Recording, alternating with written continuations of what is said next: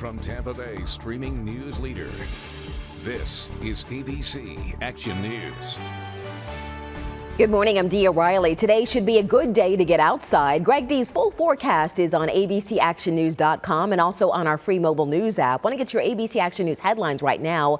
We're seeing strong reaction this morning to the guilty verdict for Derek Chauvin. The former Minneapolis police officer was found guilty on all 3 counts in the death of George Floyd, 2 murder charges and 1 manslaughter count. The jury took around 10 hours to deliberate and ultimately convict Chauvin. He showed no emotion as the verdict was read and then as he was led out of court in handcuffs.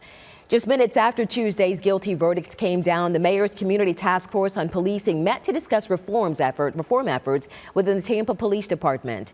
USF criminologist Brianna Fox tackled community concerns surrounding TPD. The results? 17 findings to improve areas like trust and transparency, oversight and policy. TPD activated its body camera program, expanded de-escalation training, and made arrest information and officer complaints available online. You can read the 17 findings from that policing task force in detail. We posted a link to it on abcactionnews.com.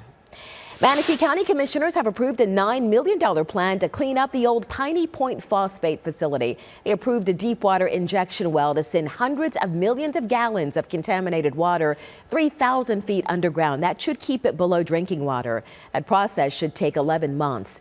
The water was left in gypsum stacks when the facility closed. Recently, 200 million gallons of the contaminated water had to be pumped into Tampa Bay to prevent a collapse in those elevated retention ponds. Well, students from the University of South Florida are protesting proposed budget cuts. A university spokesperson said several months ago, all state universities were directed by the Board of Governors to prepare for an 8.5% cut in state funding in the next fiscal year. And for USF, that's nearly $37 million. Students also say they're against a bill that would impact Bright Future scholarships. The bill that would tie funding for the program to the annual budget has passed the Senate, but it hasn't yet passed the House. Remember, local news is streaming free 24 hours a day on our streaming news channel. You can find it on Roku, Amazon Fire, and Apple TV. Just search ABC Action News.